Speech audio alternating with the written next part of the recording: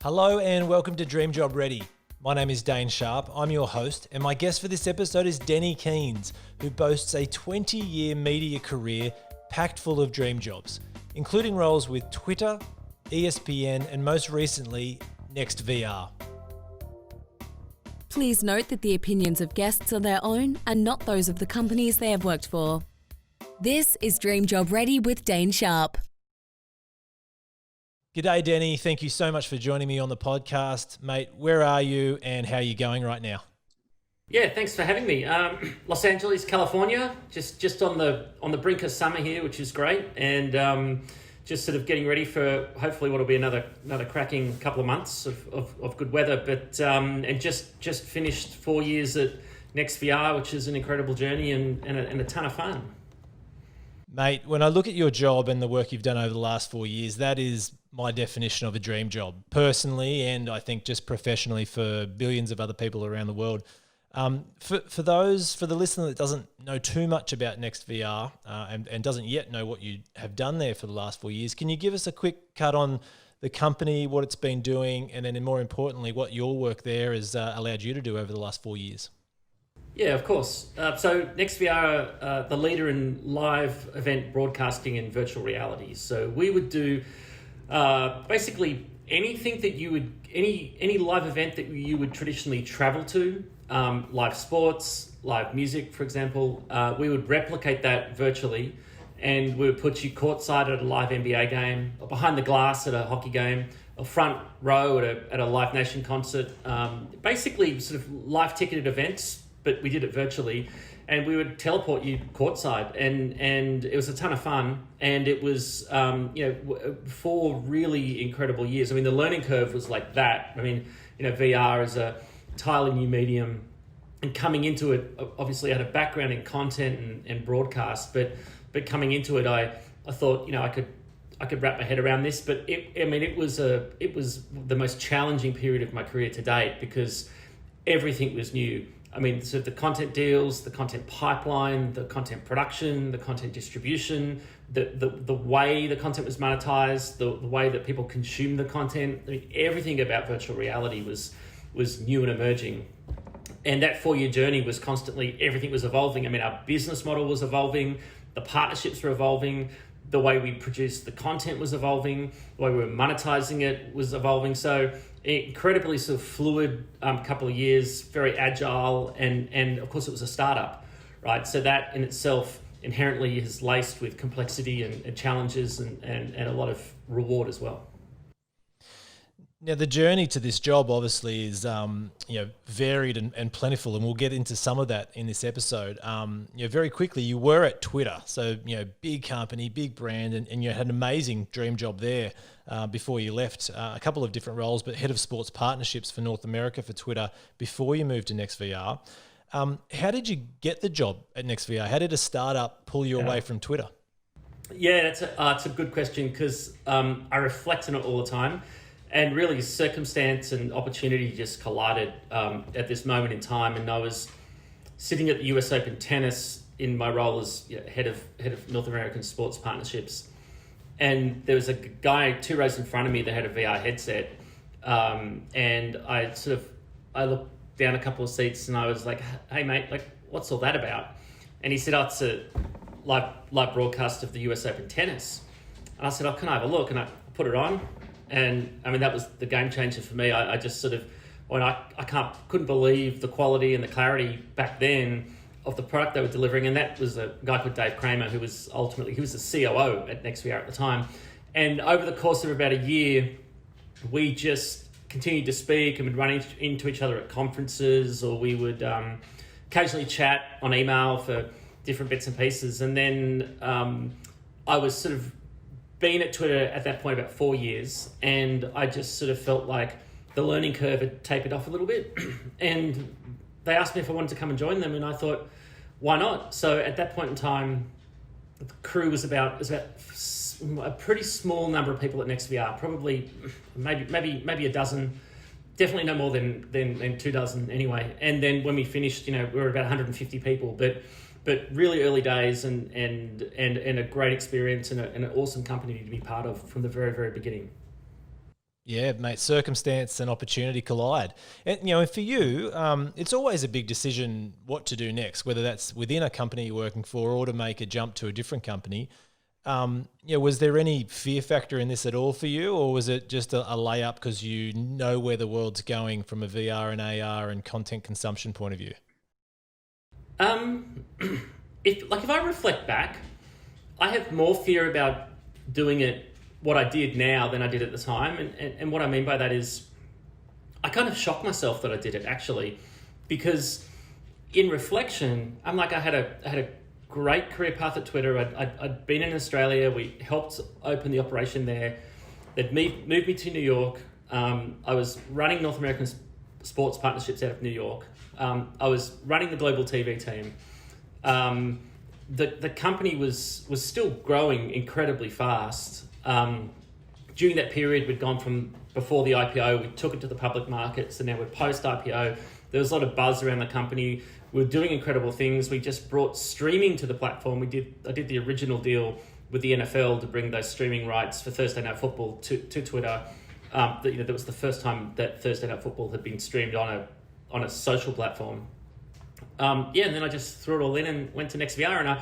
And at the time, no, I didn't think twice about it. I went, this felt right. It felt like the right move at the right time, the right group of people, the right industry to be in, and the right challenge. But in reflection, I don't know where I found the courage to do it, because if now, as we talk about it, I look back at it and go, most people would say you're crazy. But I'm so thankful that I did it, because it's been a really great journey. Yeah, mate, that's, it's humbling, but that's awesome to look back on it like that. It's certainly if it just felt right. You say trust your gut. Sometimes you get to do that. Sometimes you don't. You have to make a brain decision. Yeah. But that's amazing. You mentioned Australia there. We can obviously hear your Australian accent. Let's go back. You're born and raised in Australia, Charles Sturt University, Bachelor Arts degree. Take us back to life in Australia before going and getting dream jobs over in the States. Yeah, it's weird, because if you reflect, I remember so many times early on, especially when I was at uni, I looked at people working in media or in the sports business or at network television, and it was so unfathomable for me to understand how those people got into those positions. Right? I was like, it just felt like too out of my reach, too far to sort of to travel in your career. I didn't know anybody in those industries. I came from Bungendore, which was like a small country town just outside of Canberra. I'd been at uni in Wagga, but was not from choice. It was because I couldn't get into the Fine Arts College in Sydney. So I was sort of going to this like second or third choice. It could have even been my third choice uni. And it was in the middle of nowhere. And if I think back, I can't imagine that if I was talking to that kid today saying it's going to be okay, this is where you're going to end up, I wouldn't believe it for a second. But I went to Wagga and I did a TV production course there for a couple of years, and then I moved to Sydney, and I got the opportunity to make coffee and tea for the hosts on the Today Show, which was Tracy Grimshaw and Steve Liebman at the time, through a connection that was through the uni, because the uni was sort of placing people in these sorts of different internship roles. Yeah, like a work experience role. And so I did that unpaid for a couple of weeks. And then the EP at the time, Steve Wood, said to me at the end of the couple of weeks of the work experience, he said, "Are you coming in on Monday?" And I said, "No, it's finished. I've got to go back to uni." And he said to me, "Well, when uni's finished at the end of the year, give me a call." And so I actually did give him a call when I got to Sydney when uni finally wrapped for the year, and he said, "Come in on Monday and come and meet me in the office." So I went to the office, and he forgot he'd set up to meet me, so he wasn't there. He was out at lunch, and I just felt so crushed. I was like, I had put so much promise into this idea that I was meeting with the executive producer of the Today Show, and I was coming out of uni, and maybe I was going to get like a job because of that work experience. And he didn't turn up to the meeting, and so I just sort of went home with my tail between my legs. And then he called me a couple of days later and said, "Can you come in and start on Monday?" He didn't even didn't even choose to meet. And I was like, yes. And I was like, whoa, that's incredible. And then my journey at the Nine Network was a really good couple of years, just working with great people and just climbing my way up from coffee boy to eventually finished as a producer on 60 Minutes. And that in itself was a really great period of my career. That's great, mate. And you know, that's such an interesting story of the transition from uni to the work, because it's not easy. I've talked about it in previous episodes around, you know, the stats are alarmingly growing of, the more difficult and the longer wait it takes a lot of people to get jobs out of uni, let alone everything that's been going on in 2020. Look, if I can ask you this week's listener question of the week right now, because I think it's quite fitting and I've got it penned here. And I think it's a good jump off from what you were just talking to there, and I think you'll have some great advice. This week's question is from Shannon, and the question is getting a marketing or media degree from university an outdated practice from long ago, or is it still an important prerequisite and opportunity to get employed in the marketing and media industry today? Yeah, it's really important, but only if you look at it through very specific lenses. I didn't learn anything outrageously interesting at university, right? It's nothing that I wouldn't have learned in that period that I probably wouldn't have learned in the job, certainly in television. But what I did learn was a lot about how to study, how to really put an essay together, or how to put my words together, how to communicate better, learn a lot about deadlines. I learned about sort of the work-life balance in a sense, because of how constant sort of you're going into a period of your life where you actually get to make choices on your own, and you have to make decisions, and there are consequences to those decisions. And so there's a lot of stuff that university taught me that I wasn't expecting to get taught, and there's a lot of people that unfortunately is the way it is that it does carry a lot of weight. So a lot of decent jobs, entry-level jobs these days require a BA or some sort of degree or some sort of study. And that really, a lot of the time, even at entry level, is to prove that you've got commitment and to prove that you're willing to put your head down and work hard, and that you're sort of willing to put the hard yards in when it comes to the career. So unfortunately, I say unfortunately because for a lot of people there isn't that opportunity, right? They either can't afford it, or they just can't get in. And certainly there are, thousands of stories out there of people who've had really incredibly successful careers who didn't get a full education. But the only piece of advice I'd say is it gets harder for you, that's all. So you have to work harder, and you have to be a little luckier, and you have to get a little bit more opportunity come your way without having that degree behind you. And so it just sort of, getting the degree ultimately shortens the odds to you getting a better job in the long run.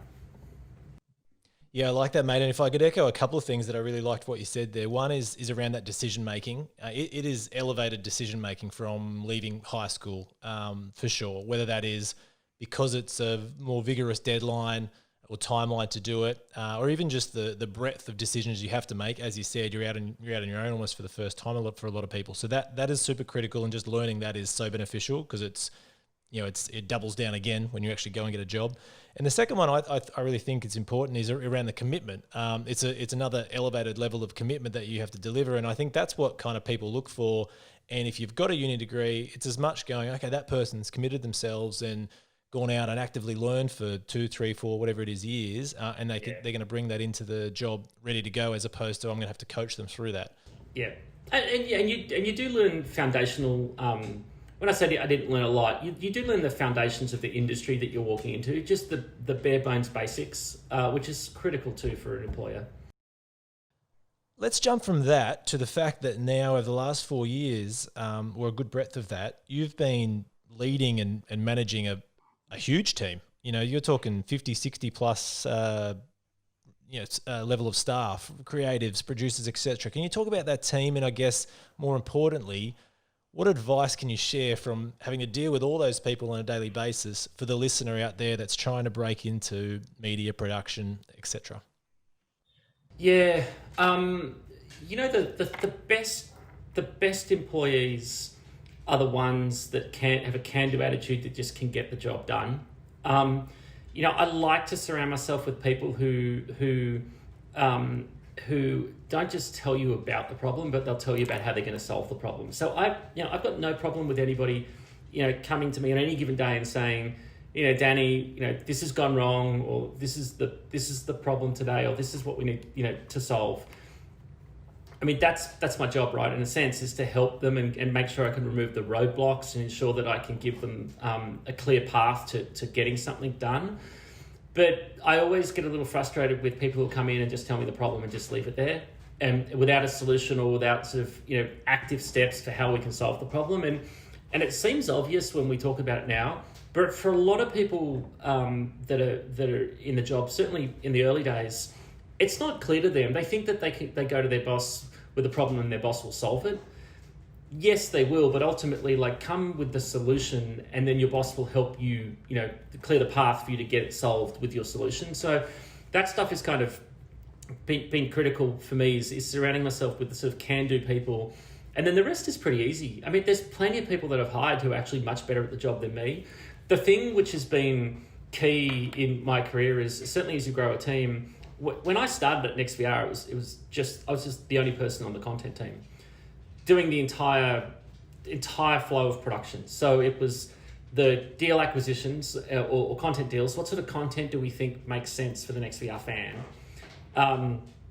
Going and securing those deals, or negotiating them, bringing those deals in, and then overseeing the production of those deals, thinking about the content strategy for not just production but the distribution and the programming of it, and ultimately syndication and monetization of it. Monetization I'd hand off to the sales team, but still part of that process. And over time, as the team grew, I could break all those individual things I was doing, I could break them down, and I could bring people into the business that were actually experts at each of those individual roles. So you end up in a position where you're actually surrounded by a bunch of experts who are much better at doing all of these individual things than you ever were. And they all just make you look really good. So, but I mean, that's the key, is I could just ultimately then try and, from a leadership position and from a 36,000 foot view, in a sense, be able to look at the business and decide where we needed to make changes or where we needed to evolve the strategy, and then talk to the people I brought in to run those departments in order to get that stuff going. And it's a pretty efficient way to do it. And you end up with a team of people who not only can do the job better than you, but you have incredible trust and respect for as well, which is super important, because if you don't have the trust and respect, I mean, there's not a day that I was sending some farewell notes to some of the folks that I've worked with at NextVR over the last couple of weeks. And one of the themes in the notes I was sending to them was that the reality is that on any given day, if something went wrong in the business, or if it was ever under some sort of pressure to get something done, they alleviated a lot of that, because I knew that they could deliver. I knew that if I had Josh, who was my head of production, I knew when there was a problem with an NFL camera position or an NBA camera position, or somebody was screaming blue murder for something that was shot that got broadcast that shouldn't have, I knew that those things would get solved, because these people that I put around me were absolute experts in their field. And can you shed some light on, I imagine there's a plethora of different personality types within that. Can everyone be a problem solver? Can everyone gain that trust of a manager to be a problem fixer? No, they won't always come in as that, but you have to show them the path to what you need, and also you have to be willing to make the hard decisions. I mean, I've fired plenty of people, and not because they were terrible at the job, but just because they weren't necessarily the right cultural fit for my team, and that's the tough thing about tough choices, is that they're tough, right? You have to make them, and sometimes it's not fun, but ultimately, I sort of have this philosophy when it comes to hiring people. Hiring is hard. Finding a good person for a job is tough. Finding a great person is almost impossible. And so it's really difficult. You have to do your diligence, and you have to interview them enough, and you have to get enough input as to whether you think they're the right fit. And even then you could make the wrong decision. But if you hire somebody who's okay or good or even great at the job, you have to look at your best performer on the team, the person who you love and trust and who delivers time and time again. And you have to say to yourself, if I don't hire another one of those people, like that's all the stuff I'm gonna lose. I'm gonna lose all the great things that amazing employee is. And that's a great lens to look through, because then you look at these people who are, he could be pretty good for the job, and realize pretty good doesn't cut it. Like they have to be a superstar. And you can't compromise on that stuff, because ultimately it'll impact the business all the way down the chain, unless you get the right fit in the role from the very beginning. Because nobody likes sitting in a room and having to fire someone. Like that's just the worst part of any job. But ultimately, that's what happens if you don't do the diligence in the hiring process in the first place. Yeah, no, that's gold. And when you get that right person, it's immediate almost how much of a difference that makes. Let's role reverse it for a second, because obviously you would have hired a lot of people and gone through that whole process with a lot of people throughout your career, but specifically in the last 4 years with that big team. If you had to give yourself advice to kind of go into that kind of job application, step me through it. Like how do I divulge that type of personality traits and enthusiasm and ask for that trust, starting with, I guess, the resume upwards, if you can help me break that down. But you'll look at, I mean, the one piece of advice that I would give myself, in any situation where it's reporting up in structure, is that you, as a direct report, think about your manager a lot more than your manager thinks about you, right? Because the nature is like that manager has 5, maybe 10, maybe even more people like reporting up to them. But they're the only person that you are thinking about all the time. So you've got to give them, you have to build enough trust for them to know that you're just getting the job done and you're low maintenance and you're delivering. If you're the sort of direct report who constantly is asking for advice, constantly going in and checking in, constantly trying to show your worth, constantly asking for validation on something you've done, ultimately you actually become a thorn in their side, because most managers want you to have enough confidence in yourself to make the decisions, to believe in that you can get the job done without needing constant validation that you're doing a great job. And the very nature of giving yourself a little bit of distance from your direct manager also means that when you do go to them with a problem, when you do go to them with an issue, they'll listen 10 times more intently at what you're saying, because you're not in there all the time talking about stuff. And that's how you build trust, I think, and that's how you build the great dynamic in that reporting structure, is just not wasting their time. Like going to them only the important stuff, and just the rest of the time, head down, get the job done, deliver results, and have confidence that if they're not constantly in your inbox or constantly calling you or constantly texting you, that's a good thing, because they trust that you're getting the job done. Yeah, and as you said before, if it is a problem, have an opinion on a solution. And I think the other key part that I've sort of witnessed is make it as relevant as you can to that manager. Because if they do have that minute at the time, and it's not easy being a manager, if it's relevant to them, they're going to care a little bit more than if it sort of just seems like a left of field thing. That's great, mate.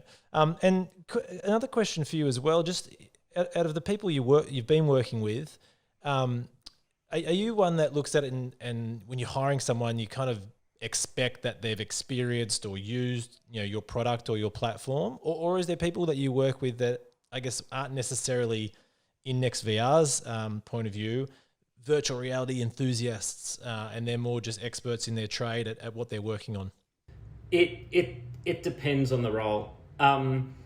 Diversity of opinion is super important, and bringing somebody into the business that had applied for a job but wasn't necessarily a VR enthusiast or hadn't necessarily looked at VR content, for most people would be a problem.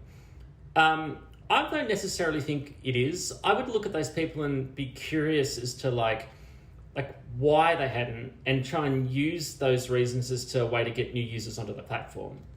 Okay, so what was it about VR that stopped you from wanting to try it?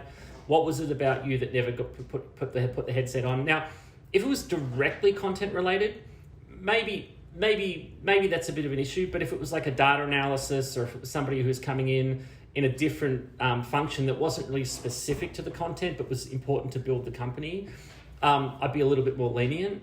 But I think generally, once again, when we talk about reducing the odds to getting the job, the people that would always impress me were the people who come in and had tried the content, tried the app, could talk about their experiences. I mean, that stuff is makes it easier for me to hire them than somebody who's really great at the job but had never actually even opened the app in the first place. Great to know. I think that's great advice. Mate, NextVR, it's a company, as I mentioned, I discovered it through the NBA. I have had a chance to do a lot of webcasting and broadcasting with Rip Curl back in the day, so I'm also interested in broadcasting and streaming. So that's a company I look at and I was like, wow, and your job title is dream job material. But when I look through your career, mate, you've had some amazing jobs for some amazing brands, and I'll get to a question in a second, but we're talking Twitter, we're talking 60 Minutes, ESPN, Channel 9, as it says. When you look at your career, because even though we're both young at heart, companies like Twitter and NextVR, or for me, eBay and Groupon, they weren't around back when we were at school and going to uni. So they're new companies, but massive.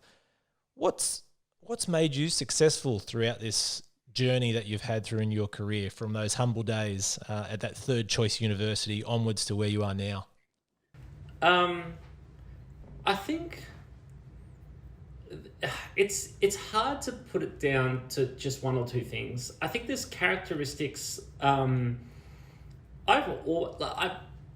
some people who go to one company and they'll spend 30 years of their life there, right? And that's sort of very much the American culture way here, is people who go to ESPN from the beginning of time and they wake up 30 years later and they're an SVP of whatever. And there's nothing wrong with that.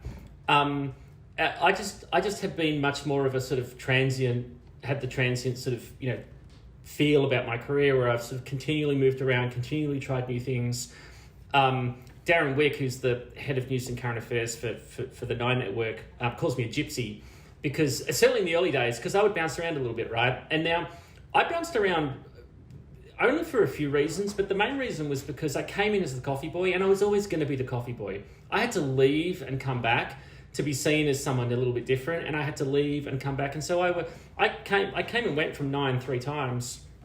As I was a coffee boy, and then I went up as a researcher, and then I left and I went overseas for a couple of years. I came back, and then when I came back, I was no longer the coffee boy. I was the guy who was the researcher. Then I left and went upstairs to be a producer at a current affair. And then I left, and when I came back, I was, that's Danny, who was the producer at a current affair. Then I went to the footy show as a supervising producer. But it kind of helped break my career up a little bit, to be seen through a different lens and not just be seen as always, that's the coffee boy who's now doing this. But that doesn't mean that's the right path, because at the end of the day, you probably still both, whichever path you choose, you probably still both end up as the SVP of whatever wherever you are, be it 30 years or be it on and off, coming in and out of a career. But the reason I did it, and this is going to sound, I mean, it should resonate with people, but it was just the nature of where I was at in my life, is I went to different jobs because I was going to get paid more a lot of the time. Like, I mean, it was still within TV, it was still interesting, but ultimately I saw opportunities to get a 10 grand pay rise, and I was like, I'm going to go and work here because I can get a little bit more money. And it mattered to me back then. I mean, I started my career in television, and my salary was $32,000 a year. And it wasn't a lot to live on back then, and obviously a lot less now. And so an extra 5 or 10 grand made a huge difference to my lifestyle. So I did a bit of that, and then ultimately what I did discover was that I was very drawn to storytelling. I've always been a storyteller, and what I mean by always been a storyteller, I'm the guy who will goes to a party and I just talk about things. I'll talk about like stuff. I'm always just retelling stories like that, and of course I applied that to television. And the interesting stuff for me was when the big sort of where I deviated from TV and went into tech was because Twitter was looking to open the Australian operation, and at that point in time they discovered that a lot of the conversation that was taking place on the platform was around television programming. It was a sort of social TV phenomenon that we all came to know, and that as a tech company, they really didn't have a lot of understanding of the TV business, or how to harness the power of their platform when it came to TV programming. Certainly didn't really know how to speak TV or get into the TV businesses. And so they went and hired a bunch of people that worked in TV. And I was just fortunate enough to get a call one day when I was at 60 Minutes, and they asked me to go to dinner one night and meet with them. And that for me was the turning point, because I saw the opportunity to take everything I'd learned for the last decade and apply it to an entirely different industry, in a sense, that still had very strong, at its core, still had a lot of things I could relate to as it pertained to TV, right? So that was probably the big turning point, was sort of getting into Silicon Valley tech, in a sense, and having the opportunity to do all the crazy stuff I did at Twitter at the time. Mate, thank you for being so honest about that. I love the truth around those moves for pay. A lot of us, we typically kind of hide and keep that kind of stuff secret. But certainly in the younger parts of a career, and it lasts forever. It may waver a little bit on a motivational level, but you're 100% right. If you want a pay rise, sometimes, more often than not, the easiest way is you got to jump. And because sometimes, like, you'll get very easily taken for granted as well, like by a boss who, I've taken my moves with me my entire career, in the sense that I always make sure that people are getting their reviews. I always make sure people are getting a pay increase. I'm always going in to fight for budgets for my staff, because I know what I was like, especially with the younger kids. I'm like, I know exactly like that if I'm not careful, and because sometimes I've got kids working for me who are absolute superstars, who will go on and do incredible things with their career. They're like 21, 22. I'm like, you have no idea. Like, if you keep that attitude up, like, you're going to absolutely crush it. And they're 10 times smarter and enthusiastic and energetic than I ever was. But I know I'll lose them, because someone else will nab them, like, very quickly, or if they start to feel underappreciated. Now, there's kids who feel like they're sort of, they're due a job, or they should have, it's their right to be paid, right? And that in itself is problem-ish at times. But the impact now, though, has been that, I've been thinking a lot about this over the last couple of weeks since the NextVR acquisition. Is I'm a lot more focused now on doing something with meaning and purpose than I ever have been. And I think it's because the first 10 years of my career were a little bit less about that. And so now, as I'm getting to this stage, it is very much about, what are you doing and why are you doing it? Are really, really important questions. They were less important to me in my 20s. That's a good segue, Matt. I was going to ask you, your what's the motivating factor in a dream job for you now? Like, what gets you up and gets you excited? Yeah, it has to be having impact in people's lives in a meaningful way. Positive impact, of course. Like, I'm very motivated now about ensuring that whatever it is that I do next, I have the ability to sort of have a positive impact, and I can change, people's lives for the better, in a meaningful way. And that's that for me. And so, we did a lot of that stuff at NextVR, because I suppose the obvious question is like how did the VR, how did you do that in VR? But we did a lot of really interesting work. So we did a documentary series, their original programming, and one of the last pieces we did was a story, a mini documentary called Homeless, a Los Angeles story. And we basically followed 3 people's lives in the streets of LA. They were homeless over a couple of nights in Koreatown.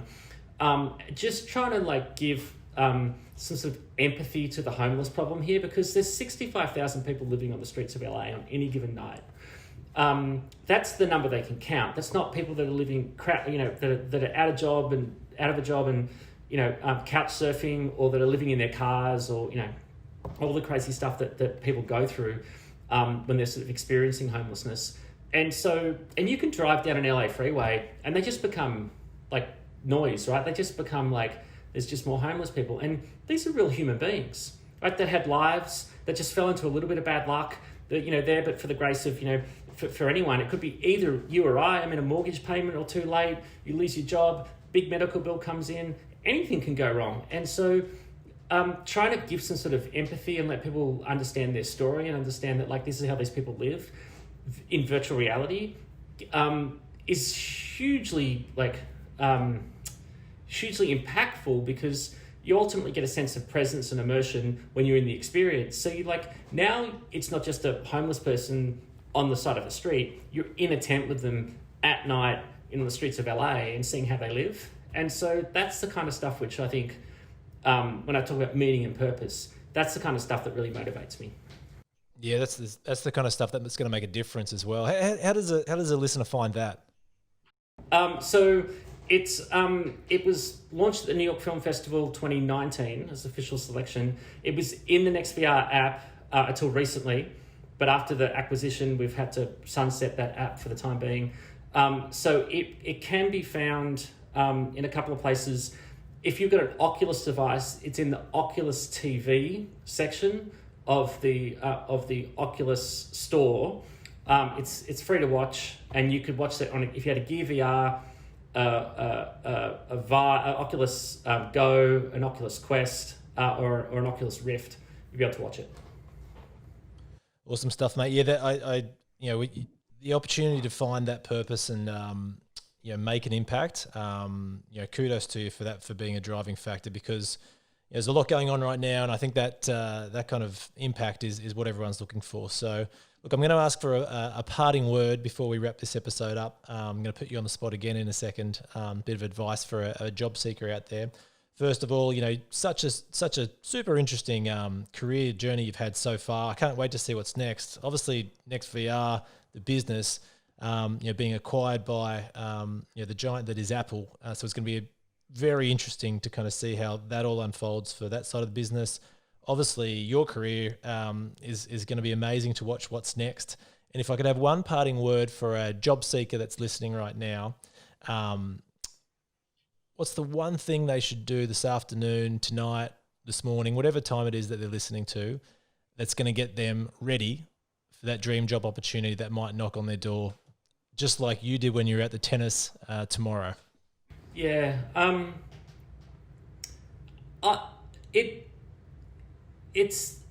had a few people in my career who I've hired. This isn't quick. I'll try and make it as quick as possible, by the way. Sorry. There's a few people in my career that I've hired who were incredible hires that originally I'd actually said no to. And it's amazing. I still joke about it with a couple of these folks all the time. I'm either a terrible hiring manager, or they just saw a weakness in my ability to sort of give them a second chance, but or maybe a strength or something, whatever, however you would define that. But one guy, I won't name them just in case I embarrass them, but one guy I'd said no to sent me an email and said that I actually think I am the right fit, and I think you're wrong, and I think that you should meet me in person. We'd only done a phone interview, and I'm going to fly myself to your office. I'm going to sit in the foyer. I'm going to be there all day, and if you could find 5 minutes to meet me, I'd appreciate it, and if you can't, I understand, but I'm going to be there.